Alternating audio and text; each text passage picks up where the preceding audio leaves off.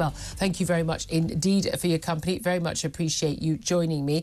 Certainly there is a lot to talk about. In the last couple of seconds, while I was actually introducing those topics, the Privileges Committee in the House of Commons has just this moment published a new report into, well, really, I suppose, handling of the Privileges Committee report into Boris Johnson. Of course, you remember they reported on Boris Johnson's the accusations that he had deliberately misled Parliament over Partygate. Didn't know about parties, wasn't at parties, didn't break the rules. They found that he repeatedly knowingly misled Parliament and indeed the Privileges Committee when he gave evidence. Well, first thing we knew about this report being a damning report was when Boris Johnson, without having seen an earlier draft of it, without releasing it, resigned as an MP, walked away, and basically condemned the report, condemned the committee. Many other colleagues in the House of Commons on his side, his close allies and MPs and former ministers, also condemned the Privileges Committee. Kangaroo court, stitch up, political hit job and the like. You remember all those words.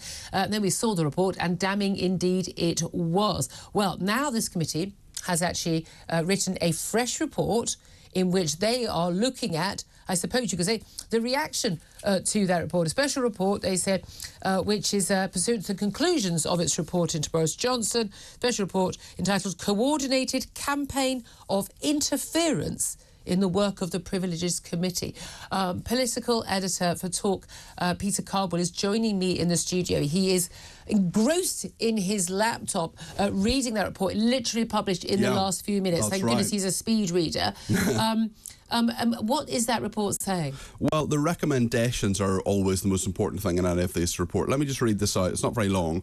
We recommend, the committee says, that this House agree a resolution in the following terms. Notes with approval the special report. Considers that where the House has agreed to refer a matter relating to the individual conduct to the Committee of Privileges, members of this House should not impugn the integrity of the committee or its members, or attempt to lobby or intimidate those members, or to encourage others to do so, since such behaviour undermines the proceedings of the House and is itself capable of being a contempt. It also names various people in its annex of various things that they have considered. Nadine, Dorries, Zach Goldsmith, Mark Jenkyns, Michael Fabrica and Brendan Clark-Smith, all people who are supporters of Boris Johnson. They've been in various different places. Andrea Jenkyns is in there as well, on the BBC, on various... These are all Boris Johnson supporters public supporters. Yeah. Saying things like, for example, Andrea Jenkyns said on Twitter on the 21st of March, for example, I hope to see him fully exonerated and put an end to this kangaroo court. So things like that.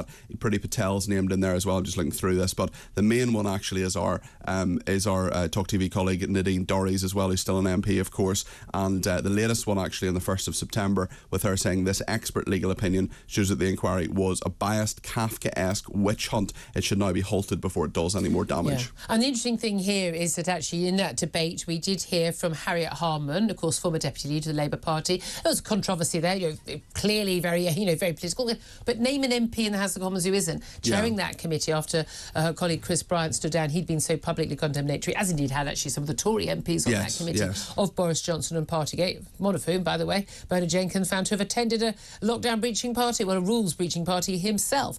15 days, still hasn't said anything. Still hasn't said anything, indeed. But what is interesting is Harriet Harman pointed out that she had gone to the government and said, do you want me to stand down? Because if this report that we're doing is not seen as a neutral report, an independent report into whether or not Boris Johnson has lied deliberately to Parliament about Partygate, then I will, if it can't be seen as independent, if you won't accept it because I'm the chair, I will stand down and let someone else chair. She offered that. They said, no, we will accept that you will do an independent report. So the government had accepted now. Is that because Rishi Sunak was quite happy to have a condemnatory report of Boris Johnson? We don't know. But what they're calling for, I understand, is they want the House of Commons, to basically to hold a vote in which the House agrees. They note with approval the special report from the Committee of Privileges, and they basically agree to continue using this procedure and basically give it a vote to endorse the procedure. That's right. I mean, this has been around for a while in terms of the Privileges Committee, but certainly a sort of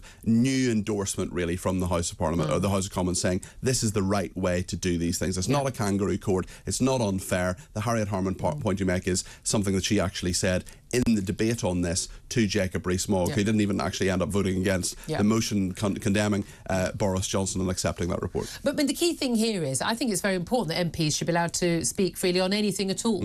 As we know, they've got that particular privilege. Literally, they can't be sued for libel if they name someone in the House of Commons. We've had some really important examples where MPs have been able to get justice by actually using this. They should have the right to criticise any committee report, but there's a difference, isn't there? Saying, I think you're wrong, and here's why I think you're wrong. It's quite different to say this committee of MPs cross-party, with a majority of Tory MPs on it, by the way, is by definition a kangaroo court. Yeah, I mean, and it's an institute. It's part of the institution to which they belong as well. It's not as if you can't criticise Parliament or parliamentary procedure. It's essentially saying, I mean, this remark, for example, has been singled out for criticism as well from Brendan Clark-Smith on the 9th of June on Twitter. Tonight, we saw the end result of a parliamentary witch hunt, which would put a banana republic to shame. It is the people of this country who elect and decide their MPs, called democracy. Sadly, this no longer appears to be the case. I mean, MPs, they talk about often this quasi-judicial sort of role of this body, and in this vote that they want to have in the House of Commons, the committee said that MPs should vote to agree that they will carry on referring matters to this committee, and that they should not impugn the integrity of that committee or its members, or attempt to lobby or intimidate those members, or to encourage others to do so.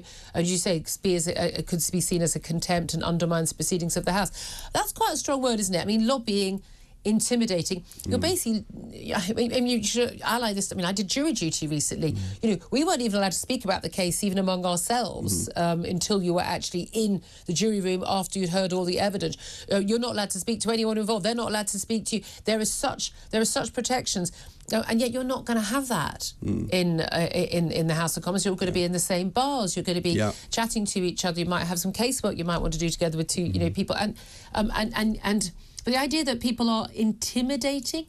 Have they named names later on in the report of who they regard as having intimidated? They haven't really, but from what I can see from my cursory reading of it, but in terms of those members of the committee, they were offered extra security around the time that the committee came out and so on. It's interesting, just towards the end of the report as well, I'm just saying here that an example of selective pressure brought to bear on Conservative members of the committee, the report says, with the email campaign. This was John Cruddas, the Lord Cruddas, who is another Boris Johnson ally, urging members to stand aside from the committee and alleging the inquiry was deeply flawed, biased and unfair. This was a sort of email campaign, and there were many people sending them in. Let's ask another question here. Does any of this remotely matter to people who are worrying about paying their mortgage, worrying about paying their rent, worrying about their energy bills right now, worrying about keeping their job and the like? Because I feel very strongly about, Partygate. You may have noticed over the last year or so, folks. But I do find, as someone who, and I think you're the same as me as well, we dip into the Westminster bubble because we've been in the lobby and things. But actually, when you step outside, you realise they're obsessed with it. Some of the broadcasters that just talk about this non-stop, and like Daniel Korski, the not even the Tory candidate, but wanting to be Tory candidate for London Mayor. This stuff is so Westminster bubble. It doesn't affect most people's lives, including yours and mine. And we've got a toe in the bubble. Is there a worry about MPs just constantly talking about themselves? I think there's that's kind of the issue as well. The wider issue, I suppose, is, do you trust and respect Parliament to do the right job? No, I don't. Do you? Have you seen what they've done in the last 3 years? And to have integrity and all the rest, and to have faith in it. No. So this is probably. I mean, does this actually affect the price of fish today? No, it doesn't. But in terms of chipping away just another little bit of the respect for Parliament, I think there's another little chip. I mean, off you this. could argue, how are we supposed to have respect for Parliament if they don't respect even each other and they don't respect us? And I say that as someone who believes that most MPs are genuinely really good people. Agreed. I think they're good, honest people who want to do a good job and who actually care about what they do. It's the minority that give them a bad rep. It really is. And I'm sorry, and I don't include Boris Johnson among those good people. I really, really don't. I think he's just in it for Boris Johnson. I'm so glad he's out of power and out of office. But I kind of like that to be laid to rest. Let's put that behind us and let's focus on the important stuff. Maybe this is the last bit today. Maybe this is it. It is a little bit. Is this? Do you know what this smacks of? This whole committee report today smacks of, it's very Meghan.